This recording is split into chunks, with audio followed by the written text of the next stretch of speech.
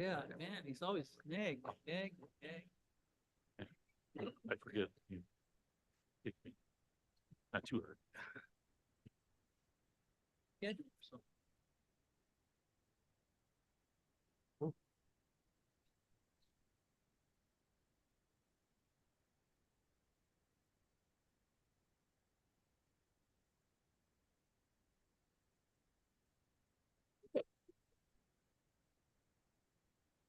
This way.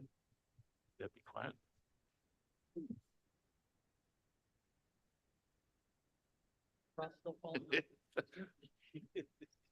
Mildly unsettling when you look up and there's like 8 people all staring right at Oh, polls last week. Davis too. you. Yes, I hung it up, man.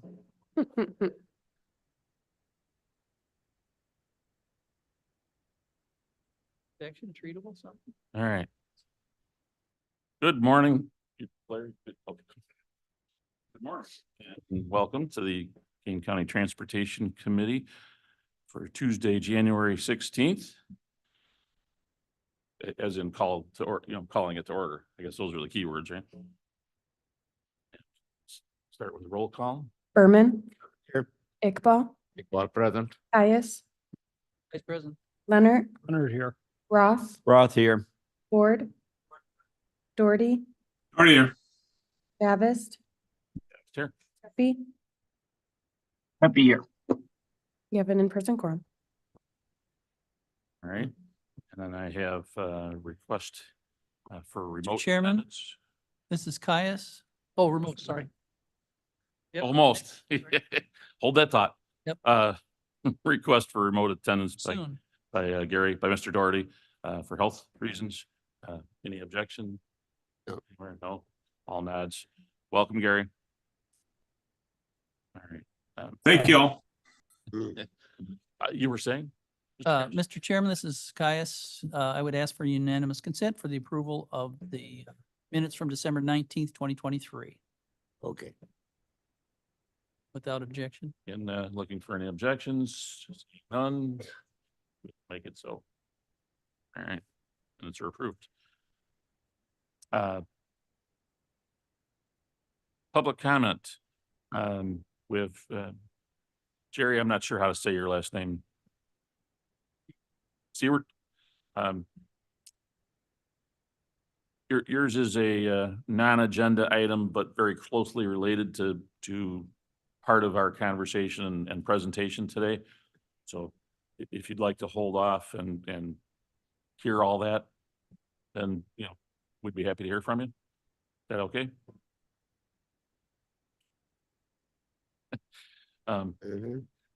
We typically do agenda items first and yours will be at the end, but I wanted you to know that I think there will be some information today that you will find pertinent. So sit tight for a minute. We'll get back to you. All right. Anybody else? Finance, stock money. Thank you. I keep moving around. I'm sorry. I'm looking, I'm like, nope, no, there. Thank you. There are 2 items in your packet for consideration today. First are the December finance reports for your review. I can answer any questions you may have at this time regarding those reports.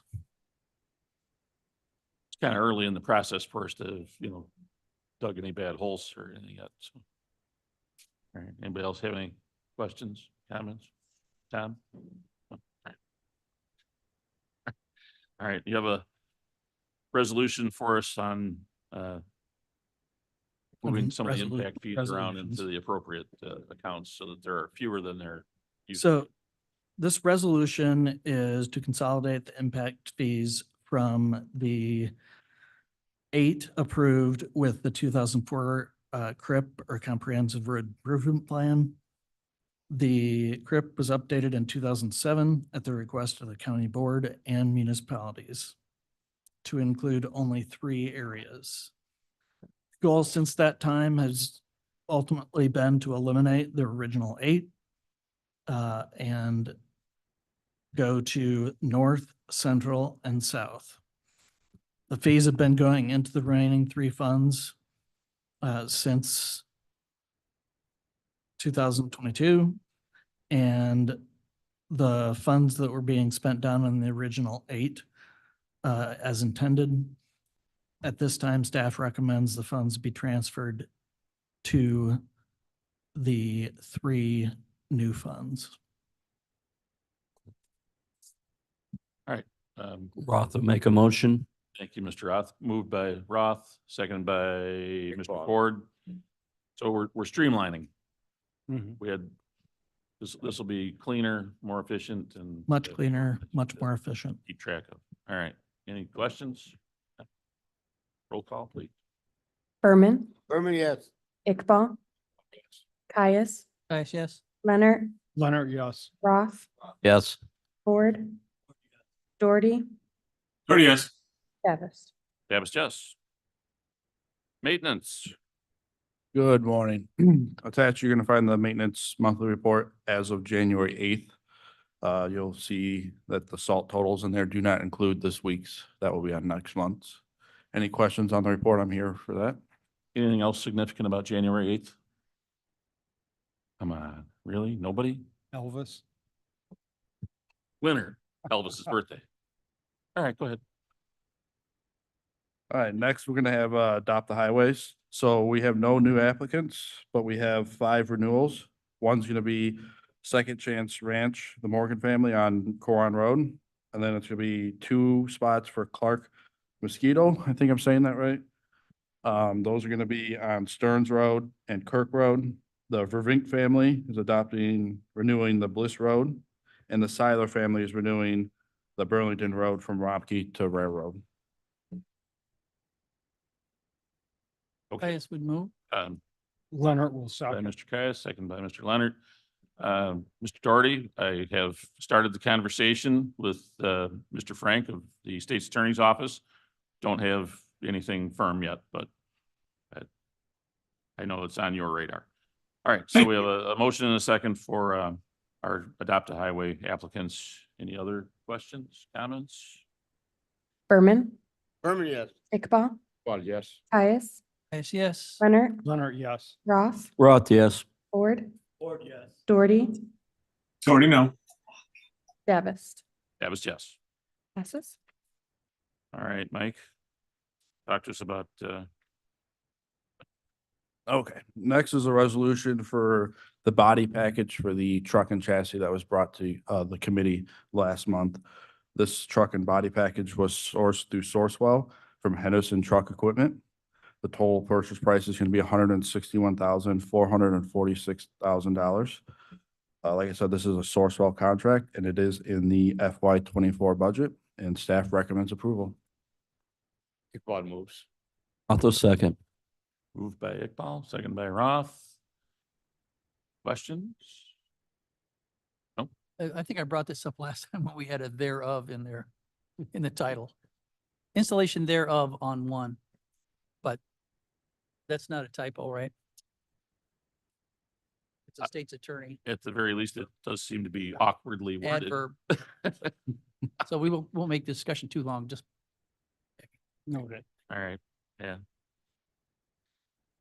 Great English teacher is just gonna mark you down a little bit for that kind of thing. All right, let's vote. Berman, Berman, yes. Iqbal, Well, yes. Caius, Caius, yes. Leonard, yes. Roth, Ford, Ford, yes. Doherty, Doherty, yes. Davis. That was yes. Passes. It's a pretty fancy blender, Mike. 53 grand.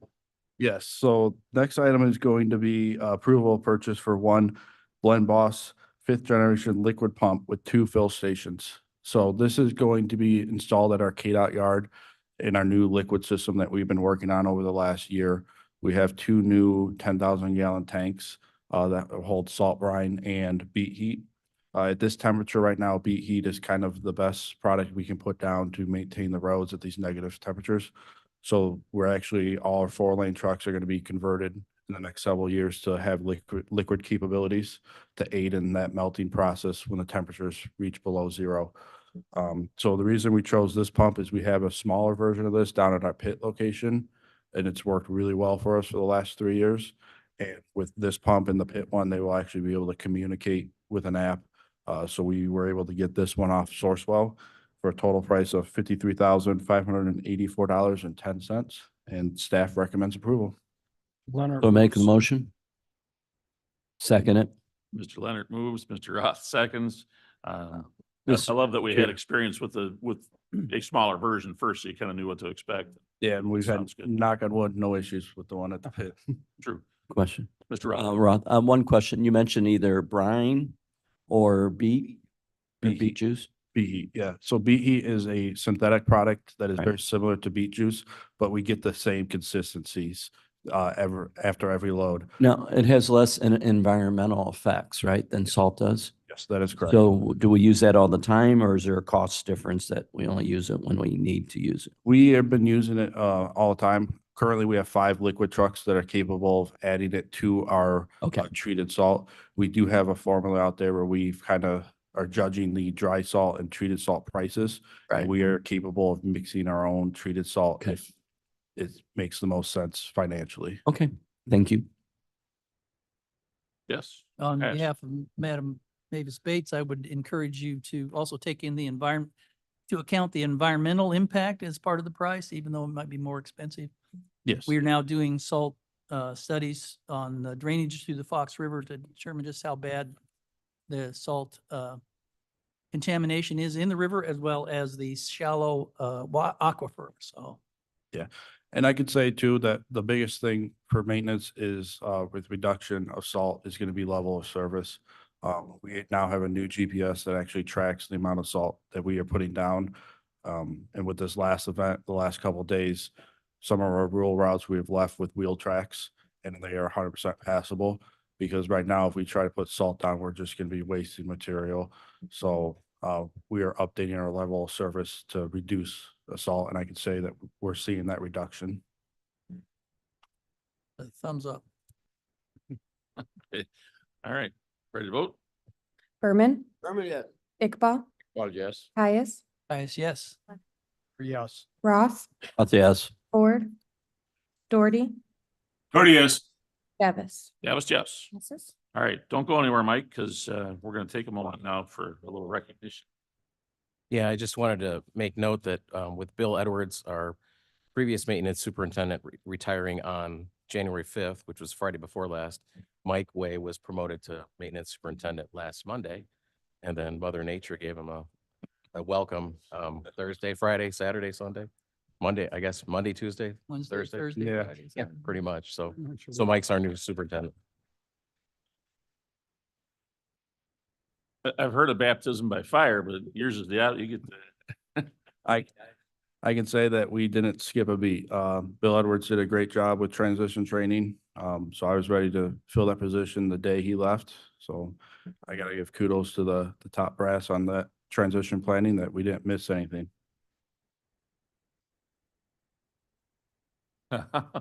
Well done.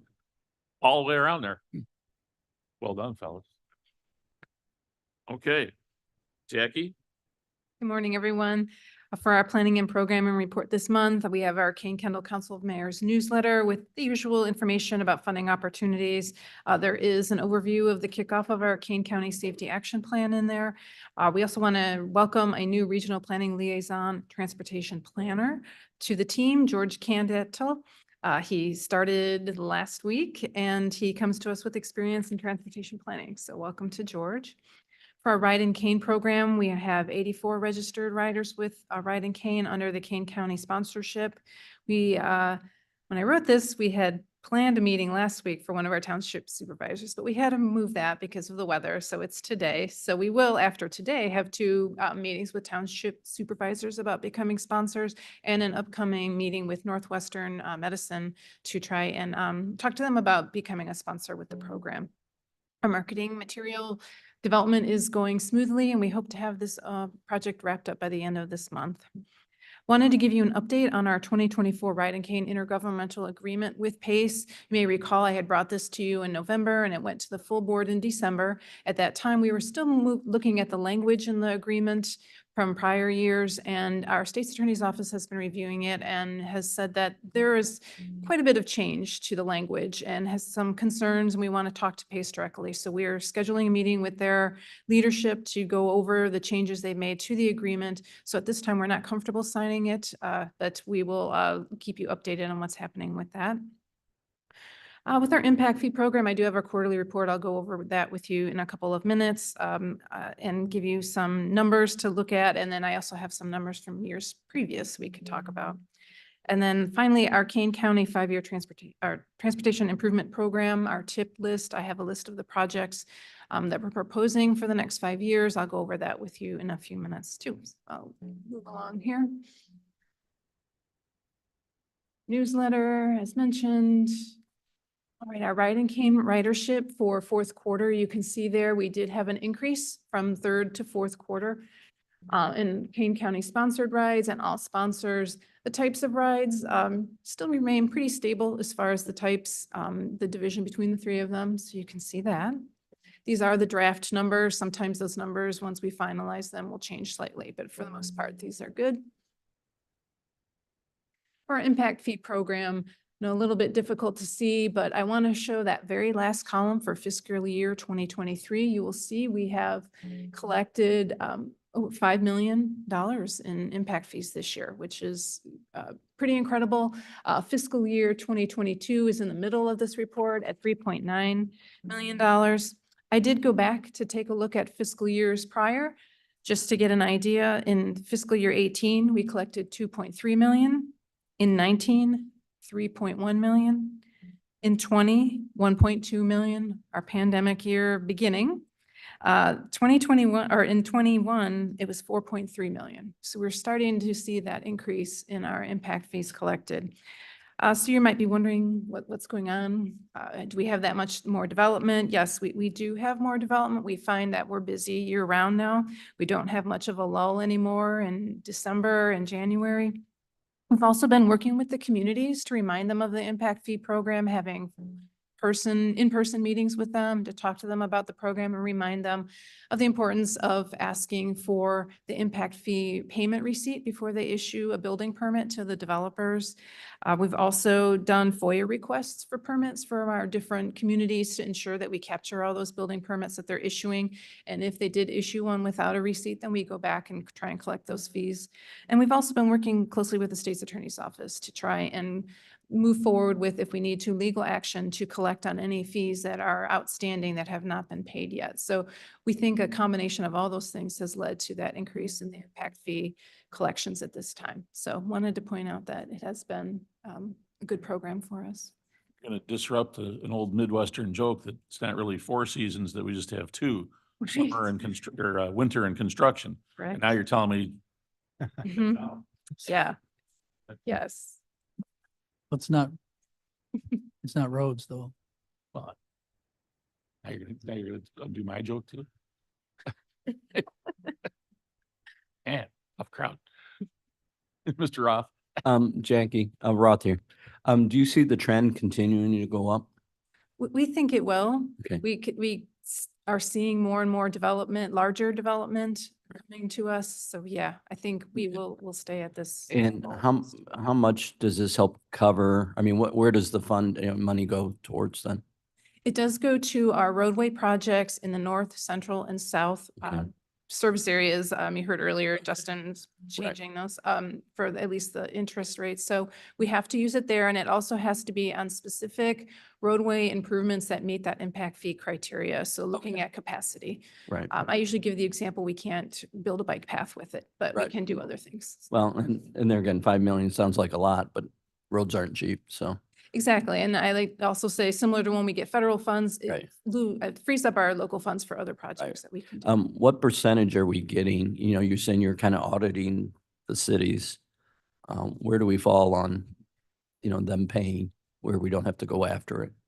I would say most of the communities comply with us. Okay. Of course, they do when we ask for the FOIA requests. Right. We have met with some cities and we're going to target the ones now that we have a little more of a challenge with. Right, We've right. been writing some language into intergovernmental agreements for other projects to try Got it. and encourage them to tell the Okay. developers. What percent would you say are paying without us out having to catch them?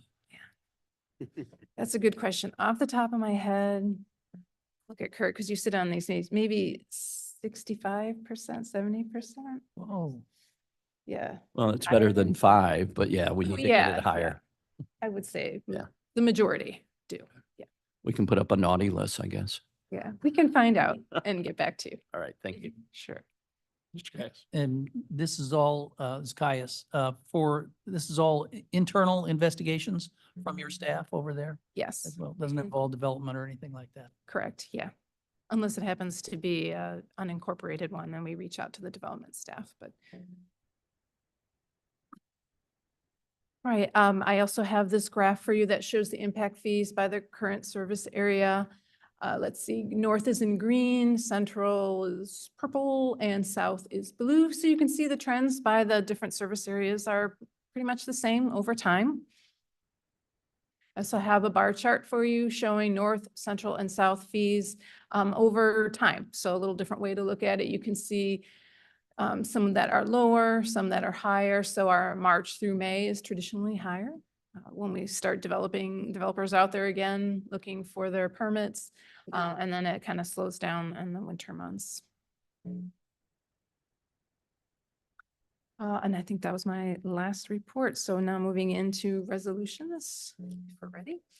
The first one is an intergovernmental agreement with the state for statewide planning and research funds. This will help pay for an asset management plan that we're going to put together at the county. When we look at our assets, we look at our roadways, culverts. We're also looking at our buildings, just really looking at everything that we consider a capital asset. So we'll have not had this holistic plan in place, and we're able to get 80% of this funded through the state, through their programs. So we request approval. 240,000 from them and 60 from us. Yes. Roth will make the motion. Mr. Roth, Leonard seconds. Mr. Leonard, second. Any questions? So Roth? I have another question, sorry. You're saying roads and buildings, I'm assuming, of course, roads are largest percent of that asset, correct? Mhm. Does that include the projection of like how, about when we need to do maintenance and stuff on it? I mean, because if you don't do the maintenance, you're going to pay more later. Yeah, I think it'll come down to once we start working with the consultant and that scope of services to see what they recommend. Right. We're going to look at an expert to help us with this. Right, Yeah, understandable. but Alright. I'm sure that we will look at that as part of the Okay. whole program. Thank you. Roll call, please. Berman, Berman, yes. Iqbal, Iqbal, yes. Caius, Caius, yes. Leonard, Leonard, yes. Roth, Roth, yes. Ford, Doherty, Doherty, yes. Davis. Davis, yes. Passes. Okay, the next one is an amendment to an intergovernmental agreement that we already had in place for our Randall at Big Timber project. When we received this funding from the state, it was $400,000. It was not allocated to a specific project. They just gave us the funding, and we looked at our program and thought this was the best project for it. However, at the time, we knew that we weren't able to spend that money in the fiscal year it was originally allocated to us for. So I had let the Department of Commerce and Economic Opportunity, DCEO, know at that time that we wouldn't be able to spend it in fiscal year 2023. So this is the amendment that we have to put through so that we can extend it. I was able to extend it through the end of 2025, which is when we believe we'll be able to go out to letting for this project. I recommend approval. Iqbal moves. Rick Ball moves. Caius, second. Mr. Caius, seconds. It's close. Berman, Discussion. Just quick question about this. Oh, you had a Thi- question. This is the left turn lane going south or north on, and that section of Big I Timber. don't know off the top of my head, all the improvements is an intersection improvement. I'll look at Jen if you know. Yeah, it's a highway capacity improvement. The entire intersection will be increased in capacity. We're adding a third through lane on Randall. And I believe we're adding some dual lefts as well there as well. Ending that third lane. Yes. Yeah.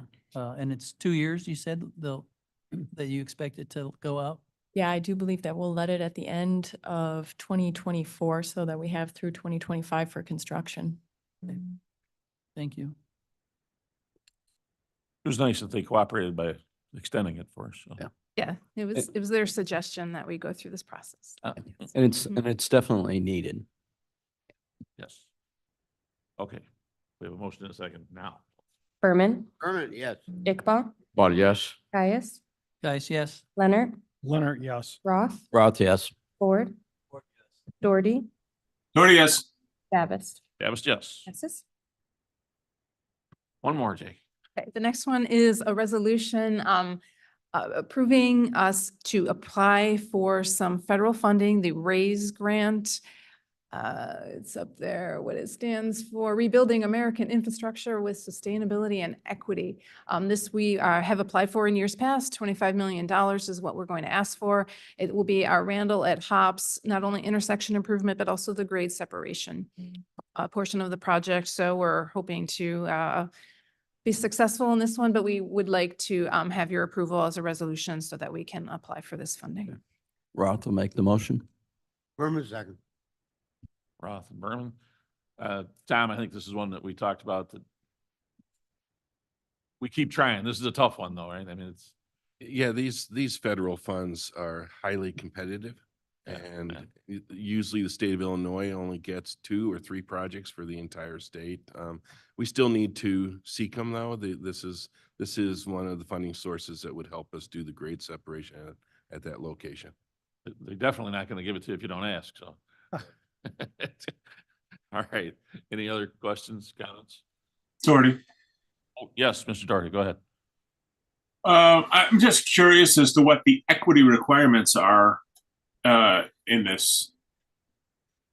Yeah, one of the parameters that they score the projects on has to do with historically disadvantaged communities by census tract. This is a measure that was created by, I don't know if it's USDOT, but it is something that we can go out on a GIS map and look at every census tract and it will designate them as such. So that's one of the equity pieces. And then there's also, there's another measure too that has to do with our lower income areas of the counties nationwide. So it is 2 different GIS maps that they have created that show those areas that they consider at a disadvantage and then meets their equity requirements. And we fall into that category? In this area? Unfortunately, and this particular project does not fall in the census tracts in Kane County that qualify. However, when we write the narrative, they are nearby and we state that those residents do use this facility because it is close enough to where they live. So we try and write that story in there, but unfortunately they do look at whether or not the project is within those census tracts. Okay, and we have no area that is in those census tracts that we could have a better chance of getting the funds? Yeah, not a project large enough at this point. We do try and think about that as we're applying for these grants, and this one is as close as we've been able to come. There are some minimum of project cost amounts to apply for the funding, so our smaller projects that perhaps could fall in there would not qualify, but this one was large enough that it would, and we just continue to try. Thank you for the info. Okay. Cool. Good. Yes, Can you- Mr. Roth, go ahead. Can you repeat the dollar amount we're applying for? Is that- It's $25 million that we're thank going to you. apply for. I think the total project cost I put in here might be close to $60 million at this 60? point for the intersection improvements and the grade separation. Okay. Thank you. All right. Any other questions, comments? Best wishes? All right, let's vote. Berman, Herman, yes. Iqbal, Ball, yes. Caius, Guys, yes? Leonard, Leonard, yes. Roth, Roth, yes. Ford, Doherty. Mr. Doherty, You know what, if I say it and don't unmute myself, you won't hear me. So that was, That's that was a true. guess. I'm sorry. I'm Yeah. new. Davis, Hopeful, yes. All right. Where did you vote? Yes or no? Now you can show us the tip. Yeah, so this is what you've been waiting for, our tip list for the next 5 years. As you know, we take a look at our forecast for the next 5 years. Financially, what do we believe we'll have on hand to meet our fiscal restraints to select our projects for the next 5 years? So this is the list. It really hasn't changed from last year. We added one project, which I'll point out to you. If you recall, we made some changes to our naming of our types of projects: preservation, multimodal, modernization. Those have remained.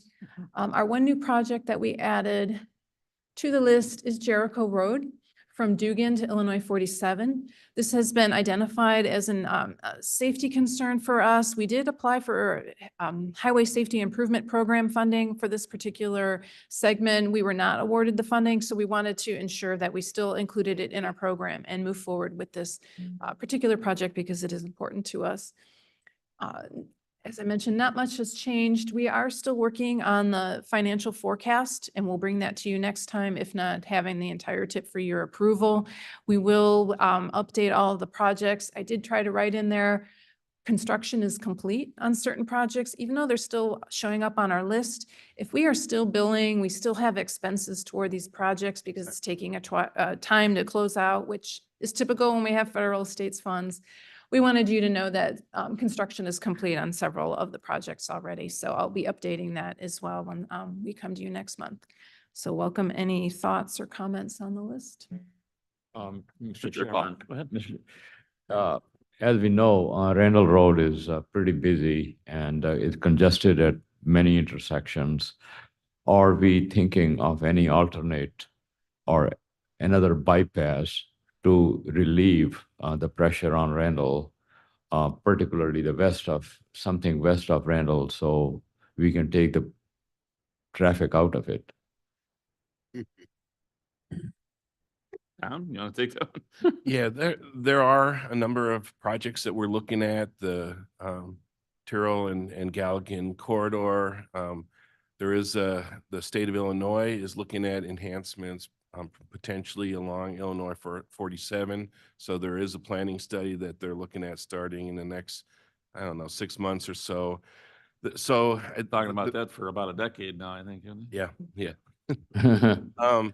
Capacity projects has always been difficult for the state. The state's primary focus is on maintenance. And so it is something that in many respects over the last couple of decades, we've focused on Randall Road. We continue to focus on Randall Road. So if you look through this list, there's quite a few intersections where some of those congestion issues occur that we are starting to address. But you're looking at, and I apologize, but hundreds of millions of dollars worth of infrastructure. So we're kind of having to approach it one step at a time, but we are trying to do that. We are continuing to look at trying to address some of the bicycle enhancements and those types of facilities as well. But the real issue is the roadway capacity and one step at a time because of costs. Yeah, okay. I don't think you were here, Mo, when a former colleague of ours, Mr. Phil Lewis, he was convinced that the greater Chicago, Collier County area would be well served by a monorail system similar to Disney World. Just saying. I'm not seeing that on the list. It had not made the list yet, no. I did have some questions on the list, Jackie. Roth here. Is it sorted in any particular order? It's alphabetical, but it's also by type. So we have expansion projects, multimodal active transportation, modernization, and preservation. Okay. So you kind of have to know which one it falls under, but it is alphabetical once you go Okay. in there. Could we have add a column that would have those categories? Because that would be Mhm. easier to identify. So I have know, I'm all in causing trouble. alphabetical and then have Like the add a category. column that says, okay, like construction complete, or it's moto or whatever. And then you're also working on dollar estimates, right? Just to Yes. give us a flavor, especially if we see the total. No, Yeah.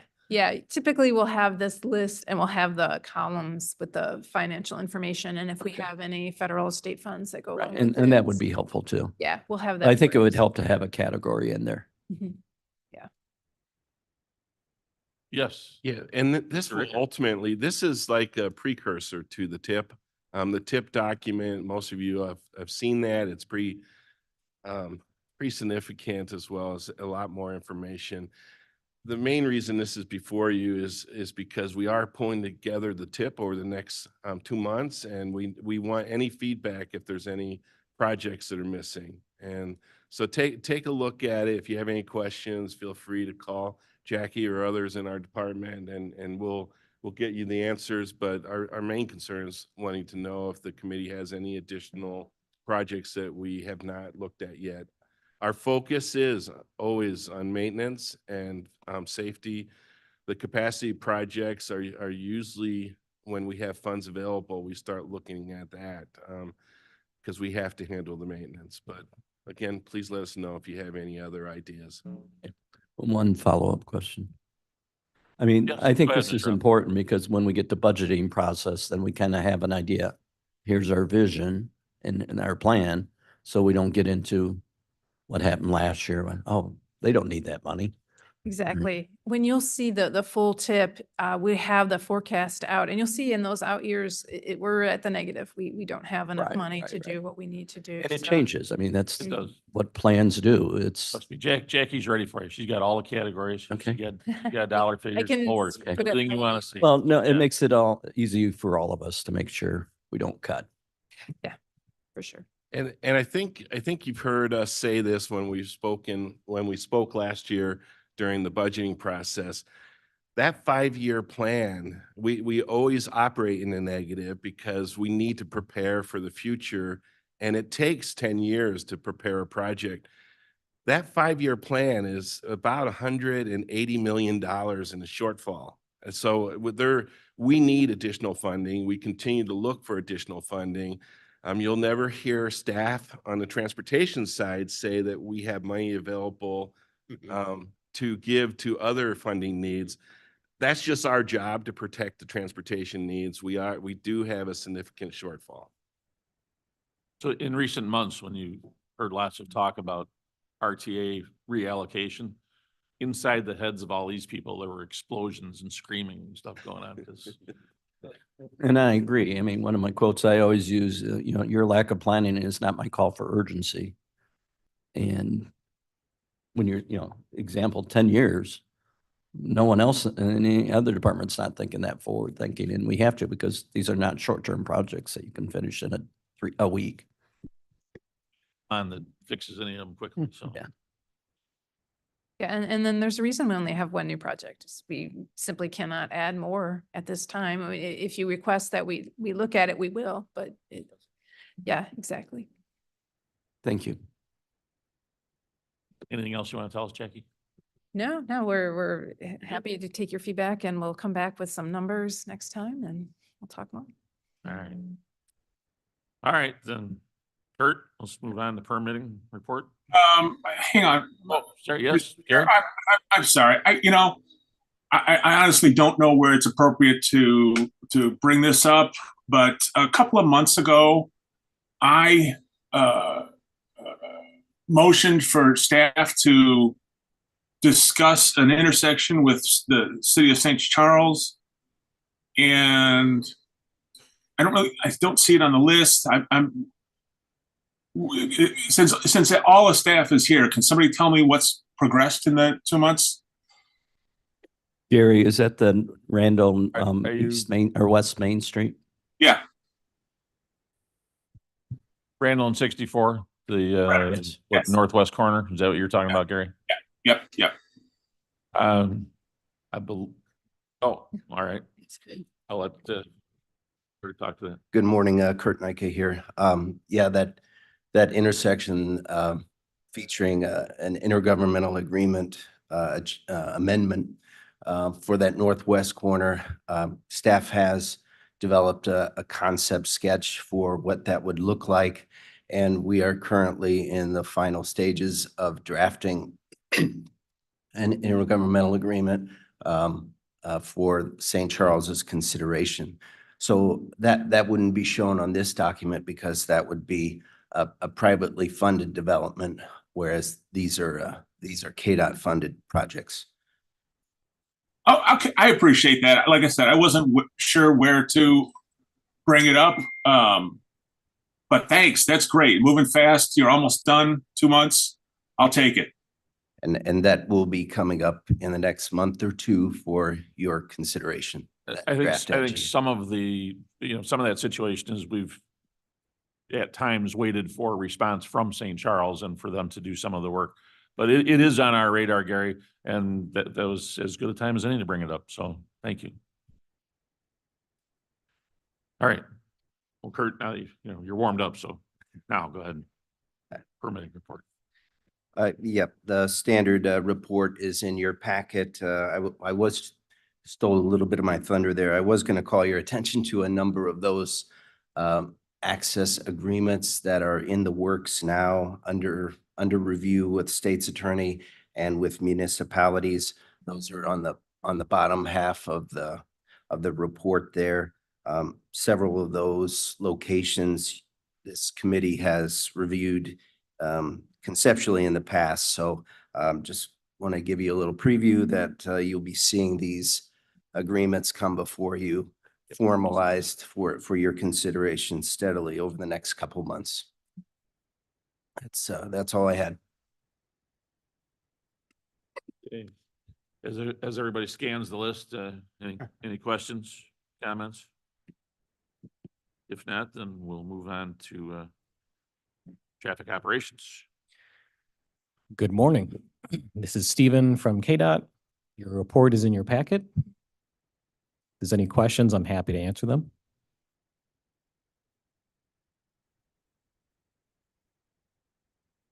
Oh, you're getting a pass, I guess. I appreciate that. Questions. All right. But you do have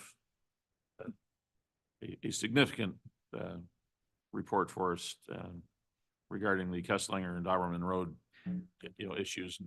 And we've been talking about this for a couple of months. Not for lack of, interest or importance or, an eye on safety. We got through the holidays because I thought that was appropriate. We take this very seriously, and I've been reminding folks that as we go through this and you see this report, there are things about traffic safety that are, I think, very counterintuitive for the average person,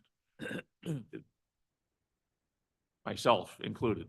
Would look at something and think, duh, a stop sign or, a speed bump or something, that fixes it. No, not always. In fact, the danger is that sometimes the obvious answer can make things, what you think is the obvious answer, can make it worse instead of better. So everybody keep an open mind and, let the numbers and the research speak. Now I've taken some of your presentation. Sorry, go ahead, Steve. No problem at all. This represents the cumulative work of several staff at KDOT over several months. We're happy to present our findings, and I'm actually here today with Colleen, whom will start us off in this presentation. Thank you, Stephen. Good morning, everybody. My name is Colleen Jaltuk. I'm a senior design engineer or project manager at KDOT. Get a little closer here. Oh, sorry. Is that better? Yes. Okay. And I'm also a traffic safety engineer, and I assisted Stephen in this investigation. On Kesslinger Road, specifically at the intersection of Kesslinger and Dauberman, but also since there was a significant crash that happened in front of Canelan High School, in front of the easternmost entrance. We also included the segment between Dauberman and Meredith, and also the intersection of Meredith Road. So in our investigation, so we could get a complete picture of what is going on out there. Next slide, please. A little bit of background information. We were asked to investigate this area specifically because of a crash that occurred on August 21st at approximately 3:12 p.m. involving a southbound left turning vehicle and a westbound motorcyclist. But also of note, there are several, every year you get new students there in driver's ed. So just safety in general in that area is of utmost concern.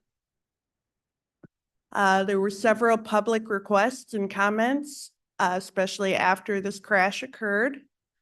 One request was that there be an all-way stop installation with rumble strips at the intersection of Kesslinger and Doberman. Also, there were requests for traffic signal installation at Kesslinger and Doberman, also at Kesslinger and Meredith, and at both Kesslinger Road driveway entrances to the high school. Also, there were requests that we received for reduced speed limits along Kesslinger Road. And then there was one request, I believe, to combine the existing turn lanes into a single lane at the high school driveways, the entrances to Kesslinger. So because of these requests and because of what has occurred there, we've done an immense amount of data collection. We looked at traffic volume, so how much traffic is moving through those intersections and at which movements. Are they left turning? Are they right turning? Are they going through the intersections? We took 13-hour counts, which encompassed the full school day as well as the school speed zone times of 7 a.m. to 10 p.m. We also did crash analyses. We looked at the most recent 5-year data from IDOT, which is published on their safety data portal. We also reached out to local law enforcement agencies to find out about crashes that occurred in 2023. That's why the top section says 6 years of data. And then we also compared that to previous data from 2013 to 2017. So in all, we looked at 11 years of crash data at each intersection, as well as in the segment between Doberman and Meredith. We also did a speed study out there. So we took a 24-hour collection, one eastbound and one westbound, to gauge what drivers are doing out there. Of course, the speed study was a snapshot. It's one 24-hour count. We also looked at intersection sight distance at both of the main intersections and both of the entrances to Caneland High School to see what the visibility is like for drivers there. And then further, there was coordination with the sheriff and with the Caneland School District to see what they've been doing. For instance, the sheriff's office has traffic details out there during school start and end times. So AM and PM, they have police presence out there to help direct traffic, to help keep things moving in a safe manner. Next slide, please. And I would like to talk a little bit about the crash data. I realize that up on the screen, you may not be able to read all of the numbers, but basically we wanted to show how many crashes were at each intersection versus how many crashes were in the segment. If you look in your packet, you should, in the exhibits part of your packet, you should be able to find this exhibit. But in general, the amount and severity of crashes, with the exception of the fatal crash that happened earlier in 2023, besides that, the severity and number of crashes has generally reduced in the past 6 years from the previous 5 years. And we'll talk a little later about some of the safety enhancements that have been done that have led to this reduction of crashes. Excuse me, you say that's in our handout It's today? in the exhibits. Mr. Caius, we didn't include those in the packet. We'll send those to you all after the presentation. Okay. Colleen didn't know that. I'm sorry. Oh, sorry. I misspoke. I was looking for it and it's distracting, so Sorry about that. thank you for the information. So further, the engineering review, so the crash trend, as I did mention, in general, the trend is for a decrease in the amount of crashes as well as in general, the severity of the crashes, which is good. We also looked at the IDOT safety tier. And what that is a statewide comparison of segments and intersections by what they call peer group. And peer group just compares similar intersections or segment types. So trying to compare apples to apples, like, for instance, Kesslinger at Doberman, it's a three-legged intersection, minor stop controlled. So your minor road, which is Doberman, is stop sign controlled and Kesslinger is free flow. So they compared intersections like that. And in comparison, a statewide comparison, the Kesslinger at Doberman is a medium tier intersection. Now you're going to say, what does that mean? Well, there are three safety tiers. There's high, medium, and low. And then intersections that haven't had crashes don't even make it to that report.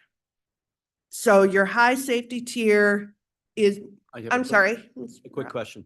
Sure. Is high good or is high bad? High is bad. Okay. High I wanted to is- make sure because High low is, could mean it's low safety, and that's why I wanted to clarify that. understand, yes, high Thank you. is more need for, We need to fix it. yes. Okay. Yes, Thank you. that's a very stripped down, easy way to describe it, yes. But then the segment of Kesslinger between Meredith and Doberman also is a medium tier. And then Kesslinger at Meredith intersection is a low tier. So comparatively, these fall mid-range to low tier in the safety report. So I'll let Stephen continue with some more of the data collection that we've done and some of our conclusions. Thank you, Colleen. So beyond the crash data, we've also looked at the warrant analysis. Part of the request that came in was to look at always stop warrants as well as traffic signal warrants. Up on the screen, on the far right middle, there's a kind of aerial view of the 4 locations where we looked at warrant analyses. Again, this looks at the intersections of Doberman and Kesslinger, as well as Meredith at Kesslinger, as well as both high school driveways. So for each one of those locations, we did run the warrant analyses for always stops. The green title box on the screen demonstrates 4 columns of intersections, and both there's 2 criteria which we could check against for always stop criteria, both for volumes, how many vehicles per hour for so many hours do these intersections experience, as well as their crash history. For all those locations, they were, the data represented that it fell short of meeting any warrants for always stops. Similarly, for the traffic signal warrants, there's columns for those same 4 locations.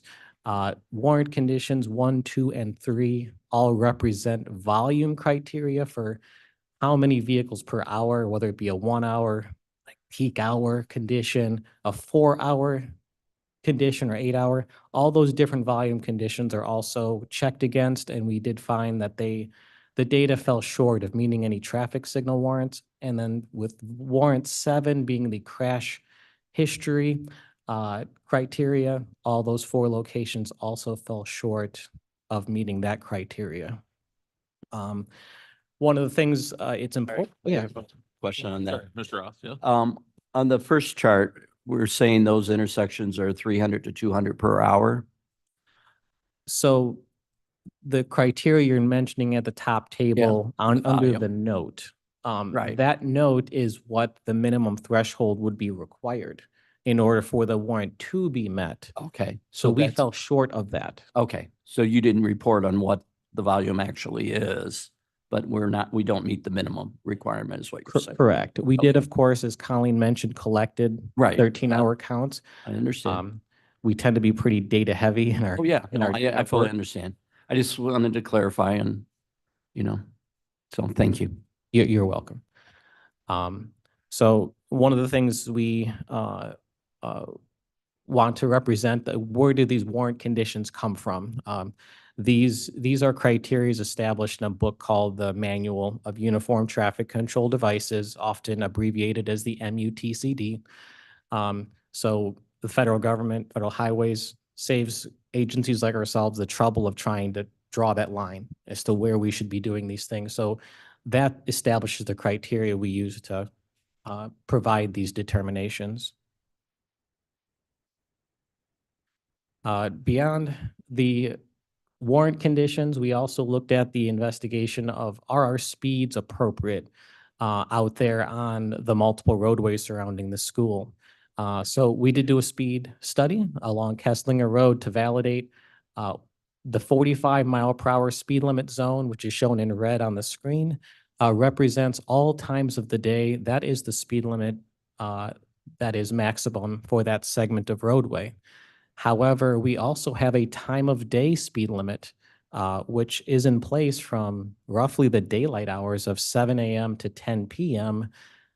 For the school entrance speed zone, which is at 35. The speed data does reinforce that those speeds are appropriate, and the statute within Illinois that governs speed limits minimizes the speed that we can set outside of an urban district or residential district at 35. So even if the data suggested that lowering it could be possible, it is statutorily as low as it can go. And that was verified. So that's, sorry, Go ahead. I may ask other questions, but more for edification. So that's what we currently have in place, or is what, okay. It is. Now, one thing I noticed, it goes to 10 PM, and I guess in the city, it never is that late. Is that a newer rule or new safety that it's going later than that, or are they very strict with detentions out there? Couldn't speak on the detention Yeah, part. I know, I'm just kidding. But so what we've done in this location is you can establish an alteration of maximum speed limit traditionally all times of the day, but we're Right. not limited to that. Okay, Due to previous investigations, it had been determined that applying a more restrictive speed limit during a concentrated time of day was something that the statutes allow for us to do. right. And we could also set our own times. And for this particular location, we did, and we set it at a pretty expansive Right. time frame. What you might be thinking of is there's another provision in statutes that governs a 20-mile-per-hour speed limit in front of schools. And that's more of a criteria when there's a fear that there's children actually walking Walking on on the the street. roadside. They're crossing the roadway, or they're in close proximity to road traffic. No, I'm not, That's I not wasn't popular. questioning the speed. I was thinking, I just noticed that 10 PM seemed pretty late. It was all, it's just my thinking. And, safety is the number one. So I'd rather be safer than not. So. I'm going to speculate, and I believe that because of the potential for sports games and there being I- younger drivers that drive in that location, Right. having that I in place, think yeah. you're kind of, I mean, in that example, the ones that you see near an elementary school. Right. On school days when children are present. Right. And then you get the 20 miles an hour. Right. I believe the thought out here, because it's a high school, is that lots of And example, the extracurricular sports, activities yeah. and sports. And so I'd forth. rather us be safer than, sorry. I have 4 grandchildren that go to To Cleveland Canton. High School. And I was, honored to coach out there. Right. I drove the activity bus and occasionally came back, Oh, well, that in explains the- why in they the go to evening. 10 So PM then. There was a reason for, for this, at that time, but anyway, go ahead. Thank you. Oh, no problem.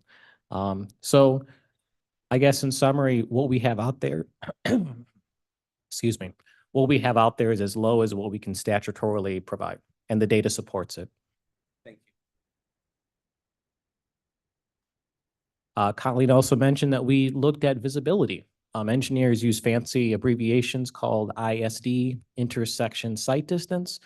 One way I like to frame this is if you're coming up to an intersection and you're trying to do like a right turn on red, or you're at a stop sign, just like the many intersections on this corridor, if you're trying to quantify in a consistent way and how to study, how do you quantify visibility? There's a certain distance from the crossing road, and there's applications of crossing speeds, and you essentially just survey how far you can see. We looked at all 4 intersections that were mentioned in the warrant studies, and we verified what the minimums required are, and that every location exceeded those minimums. So with regard to the particular accident that had occurred, the picture on the screen represents that eastern driveway looking towards the east, which would have been the movement of conflict that the fatal accident, the fatal crash that had occurred would have been looking in this direction for visibility. And although it's hard to see in how close it is on the screen, you have well over 1,000 feet of sight distance as far as what is safe and proper for allowing for that movement to occur. Furthermore, in the data collection that we've done, we did come to understand that the high school did capture video footage of the accident having occurred as part of their security cameras on the campus. They had shared that with the sheriff's office as part of their efforts. And then they had verbally communicated to KDOT staff as to the narrative as to what they were observing in the video footage. And that did confirm that that southbound to eastbound left turning driver did fail to come to a complete stop. So when it comes to, and it also occurred after normal dismissal time. So when you're trying to picture in your head if there was influence for like a surge of lots of traffic at the time, or if there was like queuing traffic and it was kind of stop and go. The nature of this crash was more or less unobstructed. It was the driver had a bit of a free flow approach to the stop sign, and had at least from the narrative we had understood, failed to come to a complete stop before executing their movement. Another data collection point, there was public comment about safety pertaining to this location at County Board in October. There was several data points that were shared that we felt was relevant to investigate and share to this committee as to our findings. The list shown in the middle of the screen, kind of like an Excel tabular format, represents an article of various crashes that occurred surrounding the roadways of Kesslinger by Doberman. And in our review, we helped to isolate where those crashes had occurred. So the public statement was there was 33 crashes over 7 years in the roadways surrounding Kesslinger, Meredith, and Doberman. In our investigation, 11 of those 33 crashes occurred far east of our investigation, kind of more by the Kesslinger at Francis location. And another data point that engineers like to do in looking at crashes is to actually look at trends in the data. So if you're looking at an intersection or a segment between two intersections, you're trying to develop trends in that data. And it's more valid to look at that data in like conditions. So when we look at that data, it's easier for us to more say, are these crashes more attributable to this intersection or segment? And when we do that, we apply the color codes on that table, and it tells a bit of a different story, where it crashes over that longer period of time of about 7 years. You distill that to essentially one crash per year at Kesslinger Meredith. The segment in the high school driveways is about 1 per year, and at the intersection of Kesslinger and Doberman is about 2 per year. So just trying to provide new light on that public statement. It was not inaccurate. I would just say from an engineering analysis, this is the kind of way we review the data, so that when we review the data, we can actually make more actionable decisions on if we're seeing trends that we can help counteract. Another public statement that was offered at that same time was that KDOT had agreed to install flashing stop signs in 2010. We did do a due diligence search for any statements that we had made, any correspondence that we had provided. And the only thing that we at staff were able to determine was that we did around that time in 2010, made a determination that installing these supplemental yellow signs beneath stop signs that inform traffic that cross traffic does not stop, a supplementary sign, those signs were installed on below the stop signs at around that time. So it's possible that the public statement that was made was misinterpreting information they had received.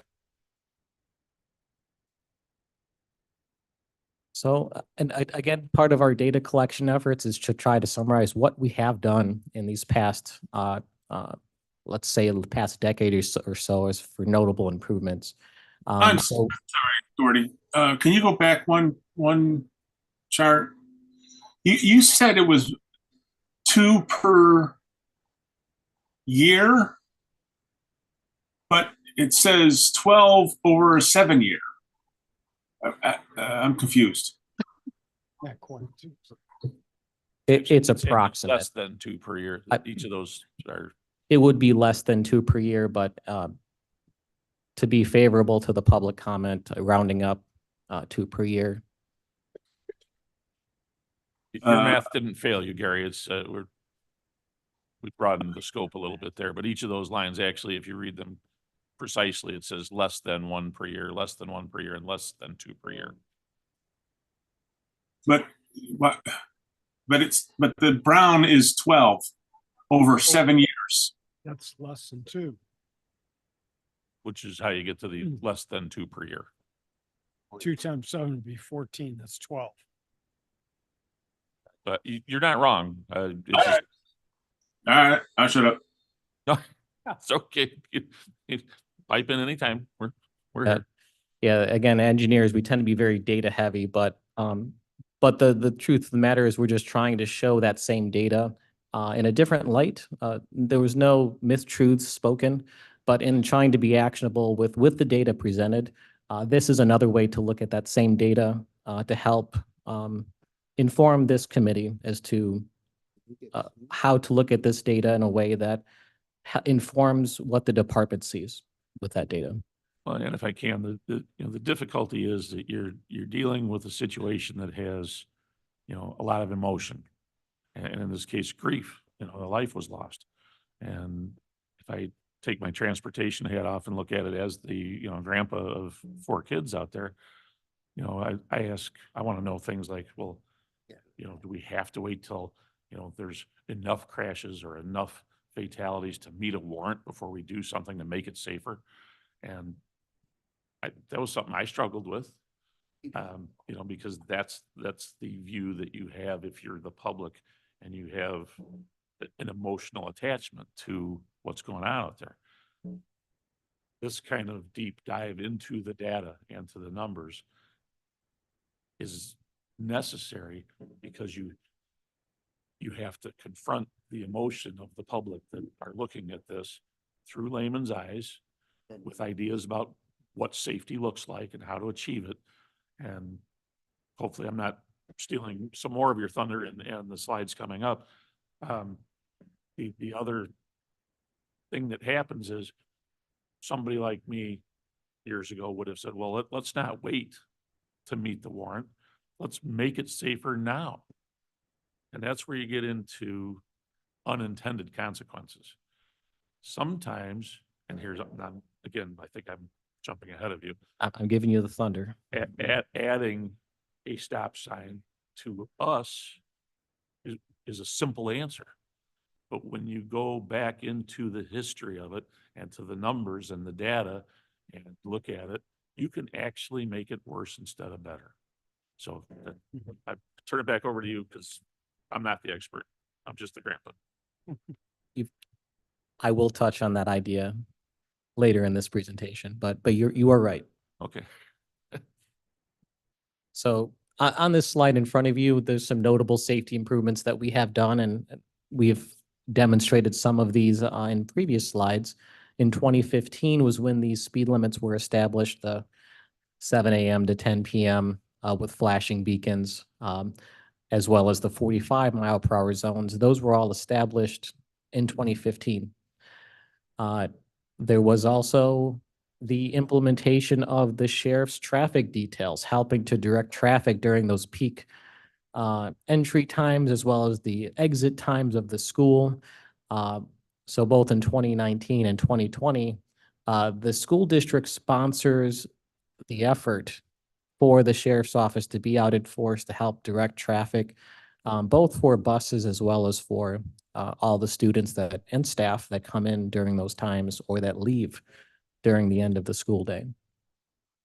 KDOT also has done some improvements in 2022 as well as 2023. One more brief interruption. Oh. Sorry, I meant to do it. Just as another interesting note is that the Kane County Sheriff has kids in that school also. His children go there. Yeah, Sorry, go ahead. no, it's a good point. You know, we're not here on the outside. Staff live, work, shop in Kane County. That this is not just a job we do. This is the community we're a part of. That was the So, so again, these are all cumulative efforts that just because we've done things years ago doesn't mean that the benefit of all those things we've done back then don't still persist today as added benefit that we're seeing. One of the things we saw, particularly in 2015, after those speed limits were set, was that we did see crash reductions at the intersection of Kesslinger and Doberman, and continuing so after the sheriff's traffic details, not seeing as many accidents occurring during those peak times, as well as I believe it was Kesslinger Meredith on the screen there with those transverse rumble strips that help to communicate that need to stop. There was a lot of guardrail being hit, failing to stop approaching that intersection. And these are all cumulative benefits and safety that have been done and will continue to be persisted into the future. Mr. Chairman, I had one quick question. Mr. Chairman, one quick. Mr. Roth. The 22 change, guardrail reduce. Can you explain that a little more? Did you reduce the height or where it was installed? That's a good question. So at the intersection of Meredith at Doberman, there used to be guardrail that on the south end of the intersection extended more easterly than it currently does. Our department, through consulted staff, did review guardrail warrant analysis, a needs analysis as to how long does guardrail have to be for safety. That analysis was performed, and it was determined that we had more guardrail installed than what was needed. So a reduction in the guardrail provided was actually a good thing. So it added more visibility is what, why by reducing it?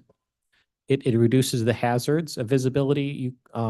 Because of where it's placed, I would say it's not necessarily a visibility concern. Okay. But if there was to be a driver that found its way outside the roadway, they wouldn't be hitting a barrier. They'd be, Going out into the ditch, continuing. right. But that also isn't something that we don't want people going off our roads either. No, I know, So- I understand. So the rumble strips help to demonstrate that there was a need that, Right. for whatever the reason, traffic was finding its way, not stopping at that stop sign. And this is just another way to enhance Right. the message of a need to stop. Okay, thank you.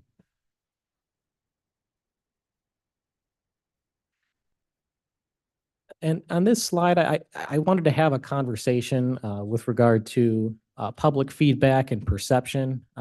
Doherty was talking about some of this. The first item on this slide was signals and stop signs being used as a countermeasure for speed control. There was some sentiments communicated about, well, if you install stop signs, you're going to slow people down, and for that reason alone, you should do it. And while we at KDOT are not the researchers, there are federal highways and many agencies that we are connected with help to demonstrate that those countermeasures are use the right tool for the job. And for traffic calming and speed control, installing signals and stop signs is not that tool. In fact, as Mr. Doherty had said, you could actually produce frustrated drivers. Frustrated drivers could lead to behaviors that could reduce safety. And for those reasons that there is just sound reason and research behind the warrant process, and textbook as far as the research demonstrates, speed control and traffic calming is not achieved through using a traffic control device that isn't warranted. Colleen had mentioned in her discussions about crash data, about being at a medium tier for the safety data for IDOT safety tiers. And the medium tier demonstrates that those intersections perform on average very similarly to other intersections of its peer group, so similar intersections in kind. So while there was lots of public feedback demonstrating that these are dangerous intersections, the data would not support that description because it is on average just like its peers. In talking with the school, some of the things that they had demonstrated to us is that there might be a benefit to understanding that this is in fact a school. There are new student drivers every year. Every several years, there's a whole change in the parents of the schools. And the benefit of all these safety improvements of speed limits and rumble strips and the sheriff, the benefit of having done something recent might not be as apparent to the student body that might have come in after those improvements have already been installed. And if students and parents and constituents ask ourselves, what can I do to help increase safety? There's something very valuable in helping to communicate the value of having time for travel. So I was young once, I was in the shoes of those students, and having a few extra minutes to get to school on time is quite valuable, and it could help safety. So for those constituents that are very worried to doing something to help safety, having time to travel safely is actually quite valuable. And it's something I would put out there to as something that if there was nothing else that someone feels they could do, this is something that could be quite meaningful. I offer that to And this that's presentation. And that sentiment was echoed by the school. In fact, I think that came from your discussion with the school. So the assistant superintendent?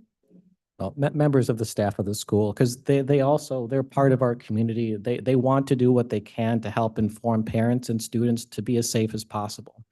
And while some might feel like that advice is less important than a physical infrastructure improvement, I mean, it's part of the whole body of safe transportation systems, is that we're the users of the system, and having that frame of mind and having that resource of time helps to improve your behavior. Your decision-making and driving would be different if you had more time.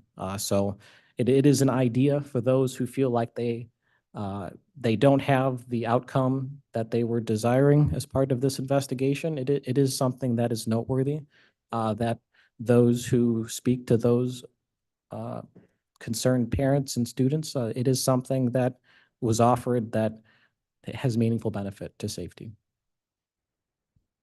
Mr. Roth.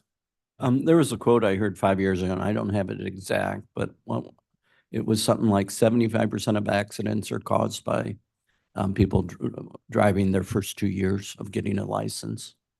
And I think we need to verify what the actual statistics are, but that's a critical one, because that's very surprising if you don't think about it, if you've never heard that quote. I think all of this leads us back to, or reminds us that, we can't legislate or police or restrict enough to control all human behavior and every driver on the road. We're never going to be able to predict what's going on in a person's mind in their life on that day. But what we can do always and should continue to do, and I think the answer is we have to educate and communicate. And I agree At the end of the day, wholeheartedly. we hand the keys to the car to each of us and our kids and our grandkids and our parents. That, each person has to take responsibility for what they're doing in an automobile. And if we haven't, if we have dropped the ball in terms of educating them about how to operate it safely or communicate to them what the rules are, shame on us. We should never stop doing those things. But ultimately, that is where the responsibility lies. And we can only do the best that we can do with what we know about how people behave out there and follow those as guidelines. And I agree wholeheartedly with you on that. And I think KDOT's doing a great job on doing. Now, what that we're doesn't mean we don't keep watching, that we don't take Right. it seriously, that we have done every bit of signage or communication that we can.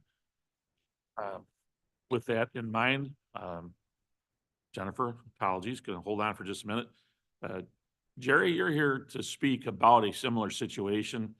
Normally, we'd go just a little further through our agenda before we get to public comment on non-agenda, but yours is closely related. You've sat here and listened to all of this.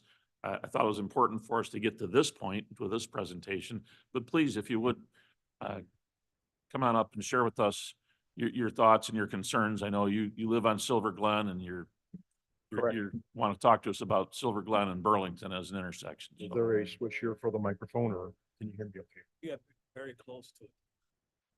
Just grab that thing and point it towards you and you'll get right up there. I think. Right. So anyways, my name is Jerry Seward. I live at the corner of Silver Glen and Burlington in Campton Hills Township area. We moved out here in October from a small suburb just outside Chicago called Elmwood Park, if you happen to be familiar with that. And, first, before I get into the stop sign request here, I want to give a shout out to what I've been hearing here with this committee. You guys are doing an awesome job staying focused on the issues of the county, and especially to Mike here for transportation maintenance.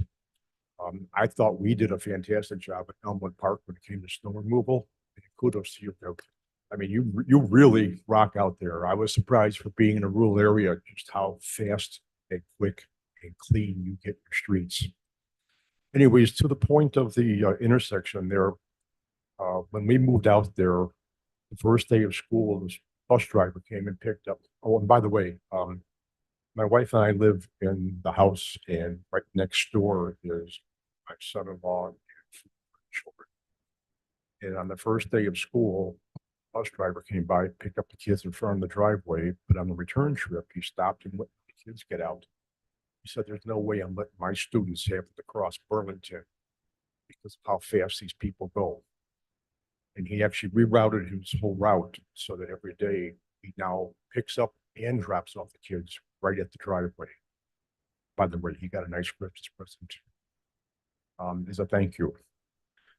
So I have noticed that the drivers, especially mostly the truck drivers, are really using that as a raceway because there was no stop sign all the way from Burlington and Coran all the way to Route 47. And it's very concerning. On December 15th, there was a crash in the middle of the day, 2 pickup trucks. One guy ended up in the cornfield. 10 days later, on Christmas Eve, there were 2 vehicles, approximately 7:30, 8 o'clock at night, that got into a crash. Responders came out and they actually had a call for 2 ambulances. I don't know what the outcome was, if anybody, failed or not. So I actually borrowed a friend of mine. He has a radar gun that they use for Little League, for the pitching and stuff like that. And I went out there for a while and I was clocking people doing, this is a 45-mile-an-hour speed limit, by the way. I'm clocking people doing 65 to 75 miles an hour and taking out the garbage and putting it on the street. Pickup. I've had semi trucks going past me at 4 feet away at that speed. I mean, it's really, I think, quite hazardous. Now, if you don't know the intersection very well, it's not a perpendicular intersection. It's kind of a Y shape. And the people who got to the accident both made the comment, "I never saw there are people coming." Now, that could be because when they pulled up, they thought it was a 4-way stop sign and they pulled out in front of the oncoming traffic, or they were blinded, because I know for a fact when I'm coming home and I'm on Silver Glen, it's not a matter of just looking to your left and looking to your right. You actually have to turn and look way behind you because of the angle of the street there. So I know you've made a comment that stop signs don't necessarily correct the situation, but I think doing nothing is absolutely worse. And I don't want to wait until there's an accident there and somebody ends up getting killed there. Seems like there's an awful lot of traffic coming from Silver Glen going westbound, that when they hit Burlington, they're looking to go northwest towards Route 47.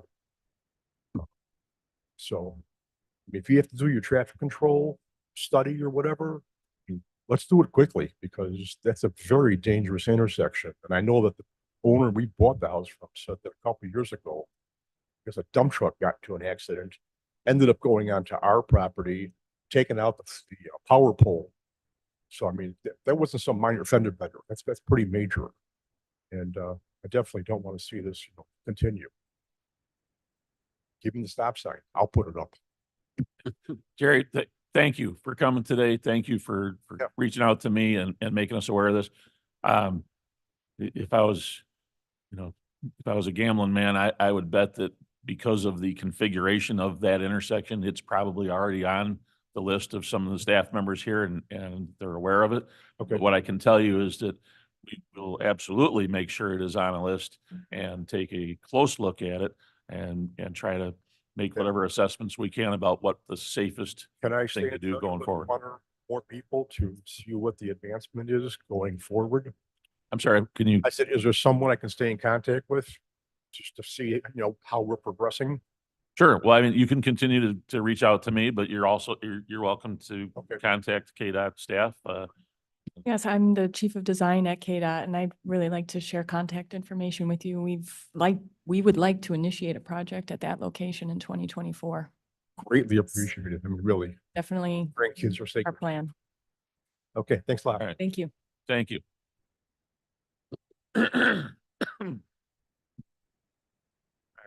Back to our agenda. Jennifer? Or Stephen, did I? Can have 1 minute to sum up if you'd like, or I could. move Yeah, on. I'm sorry, I didn't mean to No. cut you So- off before you were done. just this slide and then Q&A for anyone who had extra questions.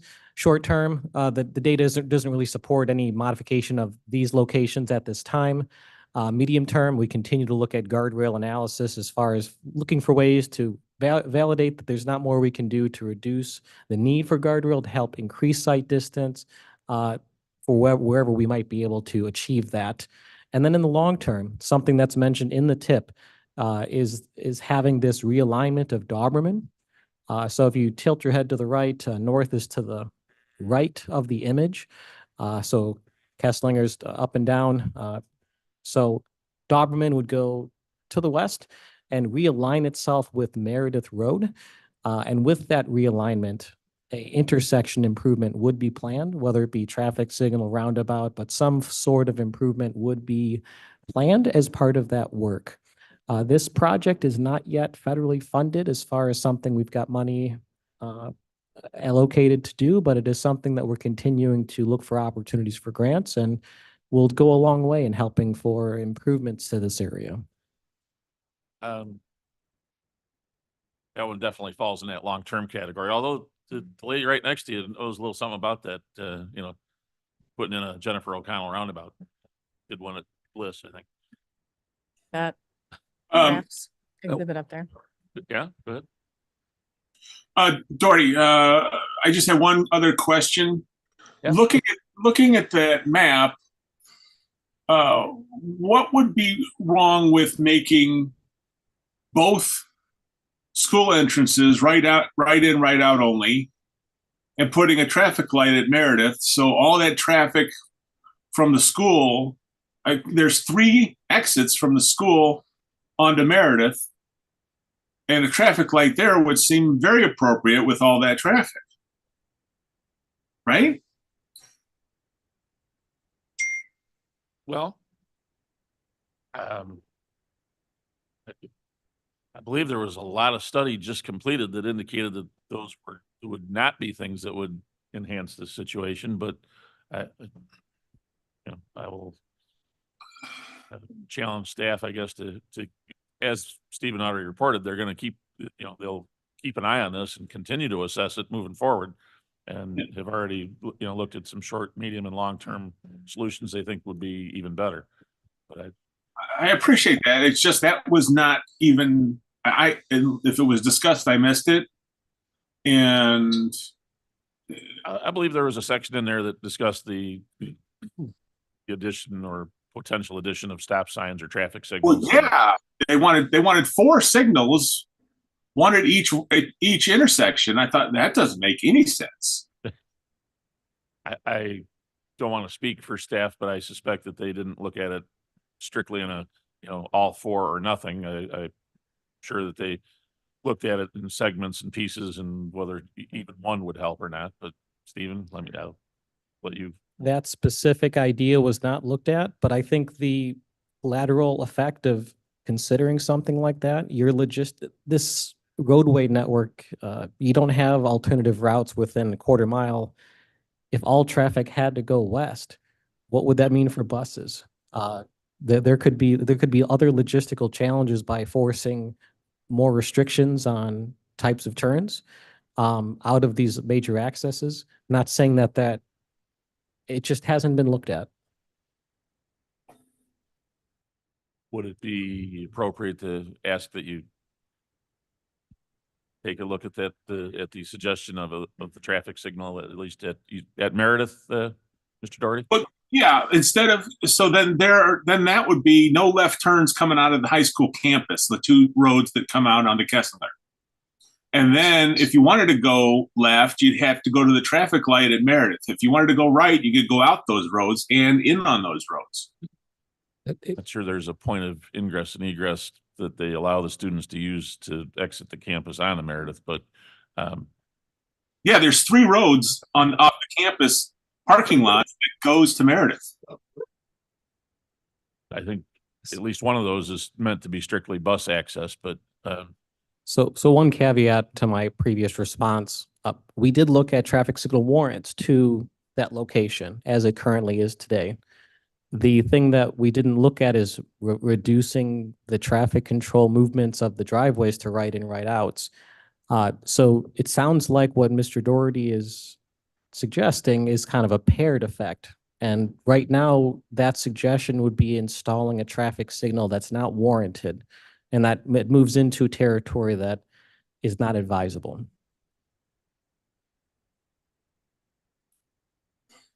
Okay. Well, like I said, within this report, we know that staff will continue to monitor the situation out there. So, we're not washing our hands of it. Yeah. All right. Thank you for the comment, though. And, anybody else for Stephen? Good presentation. Thank you. All right. Thank you all, staff, for the time you spent doing this. It's an important message. It's not always the one that people want to hear or expect to hear, but it's still how it works. All right. Jennifer. Good morning. Coming back to you again now.